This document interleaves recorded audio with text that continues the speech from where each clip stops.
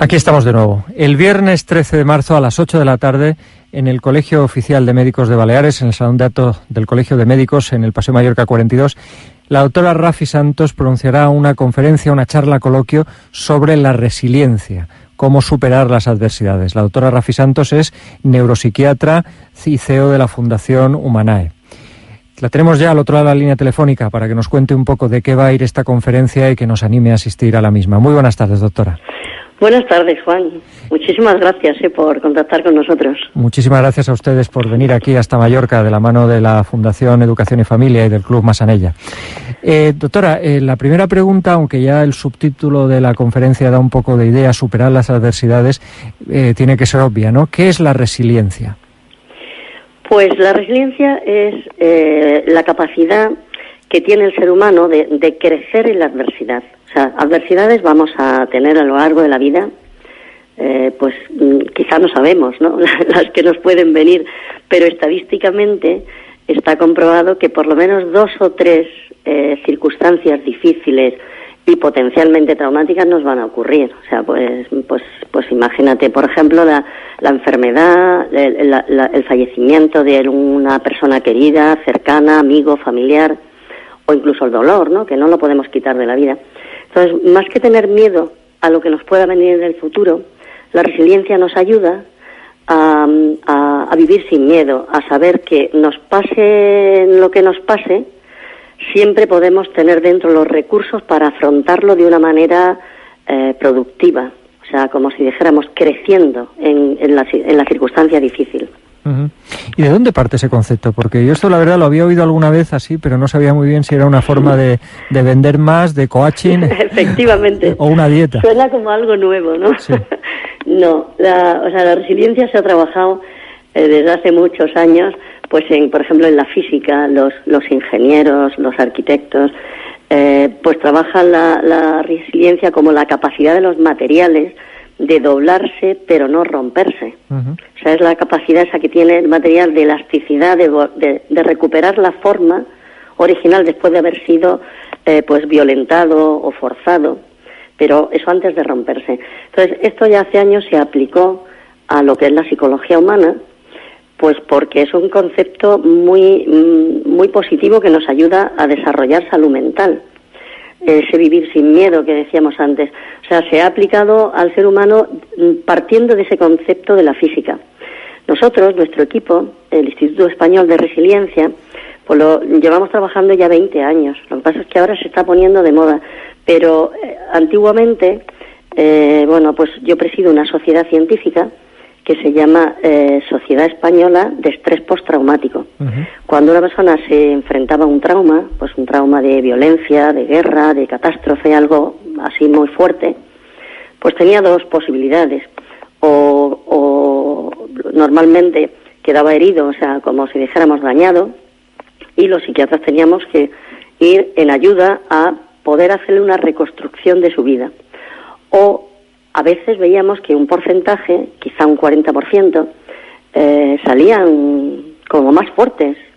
Y eso nos llamó mucho la atención. Eso se llamaba crecimiento postraumático. O sea, personas que después de haber soportado algo muy difícil ya, enfocan la vida de otra manera. O sea, enfocan la vida, pues eso, sin miedo, pensando que quizá vivimos como atrapados por la prisa de la vida, por cosas que no nos hacen disfrutar de lo que es una vida humana, y cuando uno está a punto de perderlo todo, pues piensa que debe de dar un cambio. Y esta gente que se crecía, veíamos, pues se llama crecimiento postraumático, y poco a poco lo hemos empezado a llamar personas resilientes, como aplicando el concepto de resiliencia a estas situaciones donde uno crece en la dificultad. Uh-huh. Doctora, menciona usted el miedo, y no estamos hablando del miedo a la oscuridad ni el miedo a lo poco, sino el miedo a lo que pueda suceder, a lo que nos imaginamos o a lo que fabulamos que pueda suceder. Eso sí, si me permite la metáfora, y si le parece incorrecta, le ruego que me la descalifique. No, seguro que me gusta. Dime. A mí el miedo, yo es algo que por hablar con la gente, en determinadas circunstancias he conocido personas que sufren este problema. Es una especie de cáncer, ¿no? Porque primero es pequeñito y si uno le va haciendo caso y le va dando vueltas a ese miedo, a qué pasará si, Exacto. Luego va metastizando, no sé si la palabra es correcta, toda la mente, todo el ánimo, y luego al final imposibilita, deja a las personas sentadas en su silla sin moverse, y a lo mejor todo es por una paranoia o por una locura autoinducida que se han hecho, ¿no? Bueno, realmente llevas mucha razón en eso, y por eso es importante pues darlo a conocer y que la gente pues aprenda los recursos que puede tener, porque es verdad que en cualquier persona, también está estudiado esto estadísticamente, que el miedo a perder es mucho más fuerte que el deseo de ganar. Fíjate qué interesante esto. Sí, sí. Entonces, el miedo a perder es lo que pasa cuando uno anticipa los problemas. ¿Y si me pongo enfermo? ¿Y si me echan del trabajo? ¿Y si me pasa? Entonces, cuando uno deja que ese miedo entre, pasa como has comentado muy bien, que va como agrandándose, como abarcando otros espacios. Y entonces la persona se va haciendo cada vez pues más vulnerable, como más pequeñita, ¿no? O sea, con más dificultad de poder llevar una vida feliz. O sea que eso es verdad que pasa. La resiliencia es todo lo contrario. Cuando uno ve personas que han salido adelante de procesos muy difíciles, pues cualquiera piensa, pues si esta persona ha podido, ¿por qué yo no? Porque las personas resilientes no son superhombres ni supermujeres, son gente como tú y como yo, normales, pero que sí que aprenden a generar los recursos, pero los recursos que tenemos en nuestro propio cerebro. O sea, es como la capacidad que tiene el cerebro de adaptarse a las circunstancias. Nosotros venimos como si dijéramos, programados para la supervivencia. No para caer, sino para sobrevivir. Pero eso hay personas que les sale de una manera innata con más facilidad, pero todo el mundo podemos aprenderlo. Doctora, aprovecho además su condición de médico, de neuropsiquiatra. ¿El miedo nos puede poner enfermos? Esos miedos me refiero. Sí. El miedo neurotiza muchísimo. Neurotizar a una persona es, pues eso, que se va como encerrando en su propio caparazón y se hace cada vez pues más inútil. O sea, necesita que la cuiden, está siempre pendiente de que ojalá no me pase. O sea, vivir con miedo es lo peor que nos puede pasar. Y el miedo es la emoción que más bloquea de todas. O sea, es peor el miedo a la enfermedad que la enfermedad misma. O sea, eso lo vemos muchas veces los psiquiatras, ¿no?, en las consultas. Cuando una persona tiene miedo, es como si anticipa todo lo que puede pasar, y luego realmente cuando llega el tema que sea, pues se ve uno que es capaz de pasarlo. Imagínate, por ejemplo, una persona que te dice, no, yo es que si se muere mi hijo, yo me voy, vamos, me muero detrás. Y realmente muy, muy común eso, ¿no? Pues claro, lo dice mucho, pero que es verdad que luego pues se muere un hijo, que es dolorosísimo y terrible, pero uno sigue viviendo, y si tenemos recursos, pues se va como uno adaptando a esa situación. No te digo que se olvide ni que sea, porque es terrible, pero que nadie se muere. O sea, hay vida después de haber perdido un hijo, o hay vida después de haberte echado un trabajo, o hay vida después de haber tenido un accidente que te deja parapléjico. O sea, hay maneras de seguir siendo feliz. Y así a nivel de persona, de compañero, de amigo, de pariente, ya no hablo de profesionales como ustedes, sino de la primera línea de choque con la persona que sufre, a una persona que tiene tantos o tan fuertes miedos, y se le dice, hombre, no te preocupes, y responde con la realidad, pero es que puede pasar, es que me pueden echar, es que esta enfermedad que tengo puede ser mortal. ¿Qué se le puede decir? Claro, pues en el tema ese de escuchar las preocupaciones de otros es un arte. O sea, hay veces que decirle a una persona no te preocupes, o ya verás cómo todo sale bien, a veces eso pone peor a la persona, le saca más irritabilidad, ¿no? Como porque se siente poco comprendida. Yo creo que hay que saber escuchar. Hay personas que se le puede decir esa frase de no te preocupes, o te vamos a acompañar, pero generalmente es más una actitud de comprensión, de llevarle a la persona a que acepte la realidad. Porque cuando no se acepta, ya te digo, se sufre el doble. O sea, la realidad, lo que nos vaya a pasar en la vida, pues una enfermedad incurable o que me pueden echar del trabajo, pues es una realidad costosa, pero yo creo que hay que poner a la persona en decir, bueno, vamos a ver, y si te echan, vamos a ver qué recursos podemos tener, qué podemos hacer después, para que pierda el miedo. O sea, es llevarle un poco a ese límite de ponerse en lo peor y decir, bueno, es que nos acaba el mundo, vamos a construir a partir de ahí. O sea, lo primero que tenemos que hacer es aceptar los hechos. O sea, porque ya te digo que la negación de los hechos daña mucho más. También otras veces la gente se plantea, qué mala suerte tengo y por qué a mí me pasa esto. ¿Por qué a mí? Y eso no tiene respuesta. O sea, eso es otro callejón sin salida, donde cuando se mete un amigo o un familiar hay que sacarlo de ahí, porque el por qué a mí da vueltas al mismo tema, y por qué a mí es como dar vueltas en una lavadora mental, o sea, dar vueltas. Y no tiene respuesta. Habrá que pensar, pues, ¿para qué me ha ocurrido esto? ¿Qué puedo aprender con este suceso? O sea, cambiar el porqué, porque el porqué a mí no.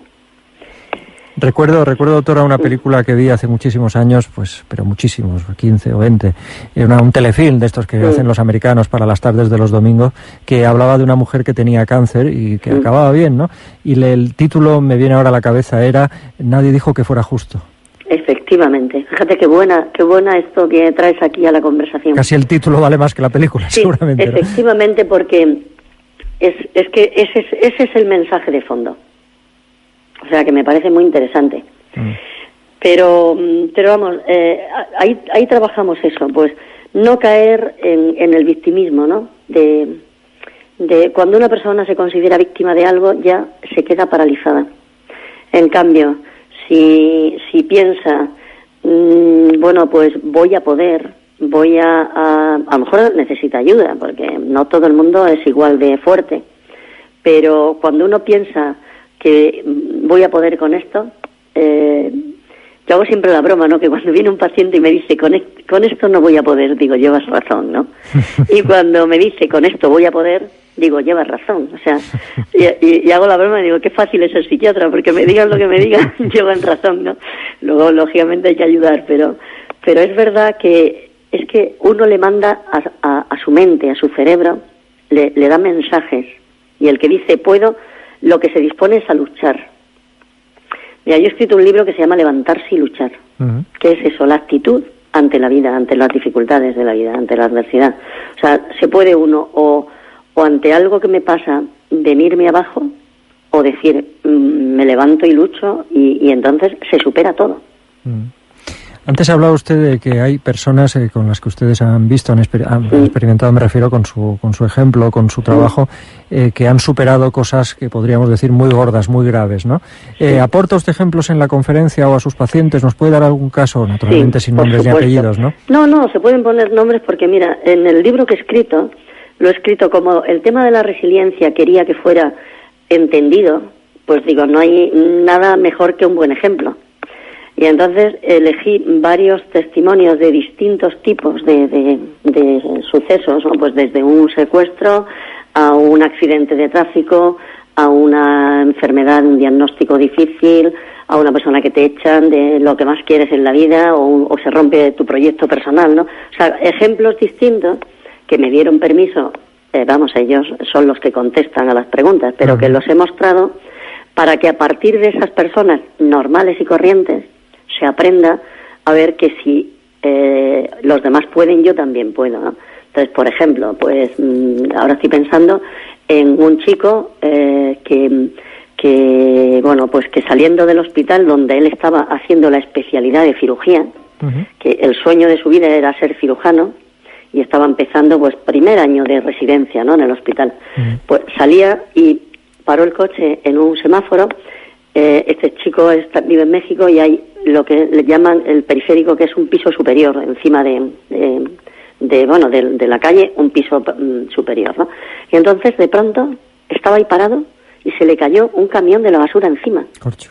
O sea, se quedó, o sea, en un minuto le cambió la vida. O sea, se quedó atrapado, o sea, todo negro, con un olor terrible porque no sabía lo que había pasado. Él decía, yo creí que ya estaba en el infierno, porque dice, esto no puede ser otra cosa, ¿no? Pero dice que, además, cuando uno sufre un traumatismo de estos, al principio se queda como, el shock es como una especie de nada, son segundos, pero da la impresión como que es como vacío, como en silencio, como si todo se detuviera, ¿no? Y por eso él pensaba que vamos, que ya estaba en otro mundo, ¿no? Y dice que empezó a oír gritos y que un policía empezó a quitar, como si dijéramos, a desenterrarnos los escombros de las latas que tenía encima, de la basura y de tal, y de pronto dijo, ¿está vivo? Y dijo, la mejor noticia que me dieron, ¿no? Pero él estaba atrapado ahí y quedó tetrapléjico. Caramba. Y bueno, pasó tiempo porque estuvo a punto de morirse, todo eso, pero luego, cuando pasó los meses que estuvo ahí en la UBI y todo, pues él pensó, lo que no se me ha dañado es la cabeza. He perdido el 90% de mis capacidades. Ya no puedo ser cirujano, pero soy médico y puedo seguir ayudando a la gente. Pues voy a ser psiquiatra. Y ahora está terminando la especialidad de psiquiatría, porque esto ha sido hace poquito, y está terminando la especialidad de psiquiatría y es una persona pues feliz, comprometida con la vida, con sus pacientes, o sea, ha recuperado lógicamente pues seguir siendo productivo te hace feliz, aunque sea en unas circunstancias muy distintas a las que tenía, lógicamente. Sí que es un ejemplo, sí que lo es. Doctora, ¿de qué más cosas va a hablar el viernes de la semana que viene? Pues recordaremos otra vez la hora, el viernes 13 de marzo a las 8 de la tarde en el Colegio de Médicos de Baleares, en el Paseo Mallorca de Palma, número 42. ¿De qué más cosas va a hablar? ¿Va a dar claves? ¿Va a dar, siempre se dan los 10 mandamientos, los 5 consejos? Yo siempre, pues doy siempre primero unas pinceladas, ¿no? Para que se vea que esto de la resiliencia no es, pues no sé, como tipo así autoayuda de mírate al espejo y dices tú puedes y vas a poder, sino que son mecanismos, pues esos neurobiológicos, ¿no? De lo que el cerebro tiene esa capacidad, ¿no? Eso ya daré unas pinceladas primeras, contaré lo que me pregunten también, porque a mí me gusta mucho que sean dinámicos, ¿no? O sea pero verdaderamente lo que resume es que la resiliencia es esa actitud ante la vida que nos aporta mucho. O sea, yo por eso me he empeñado en que la resiliencia esté presente, pues trabajamos con colegios, con la docencia, porque yo creo que es muy importante que los padres aprendan a educar sin miedos, que no protejan tanto a los niños, que les hacen muy vulnerables. Los niños crecen pues como tan protegidos por sus padres que a veces cualquier cosa se ven casi como incapaces de afrontarlo y tienen baja tolerancia a la frustración. O sea, eso tiene mucho que ver con la educación en resiliencia, educación en esa fortaleza mental que no está reñida con el cariño, lógicamente con proteger a un hijo, pero no sobreprotegerlo.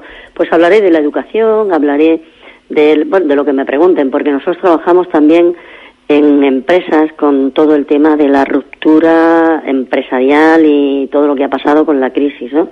Trabajamos también en deporte, que es muy importante la resiliencia en cómo se genera de una manera automática con el ejercicio físico y con la voluntad que se desarrolla con el deporte, ¿no? También, por ejemplo, ante la enfermedad, ¿no? Para potenciar pues la salud mental en la salud física. O sea, todo eso. Yo animo a que pues que la gente que quiera allí está invitada. Estamos, no sé, pues encantados y luego pues que si alguien no puede ir, pues también está en el libro Levantarse y Luchar, que es de Random House, pues en el Corte Inglés, en cualquier sitio. Ahí hay muchas claves y muy fácil de entender. Lo importante es que cuando veamos a un amigo o a alguien que sufre o que se viene abajo o que no se ve capaz, pues digamos, mira, léete esto, o mira, me he leído un libro y lo que dice es que se puede de esta manera, o sea, dar argumentos. Pues muy interesante todas estas pautas. Yo casi, aunque no sé si es la esencial, pero aprovechando que este programa en el cual usted nos concede su presencia a través del teléfono se centra mucho en temas de familia, en temas de educación, me gustaría rescatar una de sus palabras cuando hablaba de esa fortaleza mental como base tal vez de ese esfuerzo que los niños y las niñas tienen que aplicar en la escuela para triunfar. Hace unos minutos en este mismo programa estábamos hablando con una gestora docente del esfuerzo como una necesidad para conseguir unos fines, unos medios, entre los cuales el primero de ellos es no fracasar, pero no solo no fracasar en la escuela, sino triunfar en la escuela y en la vida, ¿no? Exacto, sí. O sea, la cultura del esfuerzo es fundamental. O sea, el esfuerzo no lo podemos ligar a algo negativo, porque uno se esfuerza, por ejemplo, en el deporte y es muy feliz, esforzándose por yo qué sé, pues por ser el mejor en el deporte que sea, ¿no? O conseguir una medalla o conseguir un trofeo. Y sin embargo hay muchas horas de sacrificio. Pero siempre que se tiene una motivación, el esfuerzo vale la pena. O sea que en ese sentido estoy totalmente de acuerdo. Doctora Rafi Santos, neuropsiquiatra, CEO de la Fundación Humana, presidenta del Instituto Español de Resiliencia y de la Sociedad Española de Estrés Postraumático. No sé si me dejo algo. No, nada. Bueno, me dejo algo importante, autora del libro, ¿cómo se titula y qué editorial es? Levantarse y luchar, es de Conecta, es un sello de Random House. Pues la escucharemos, nos iremos a esta cita que nos ofrece usted el próximo viernes a las 8 de la tarde en el Colegio de Médicos para oírla hablar y para charlar sobre la resiliencia. Muchísimas gracias por sus palabras y hasta muy pronto. Muchas gracias a ti, Juan, por todo.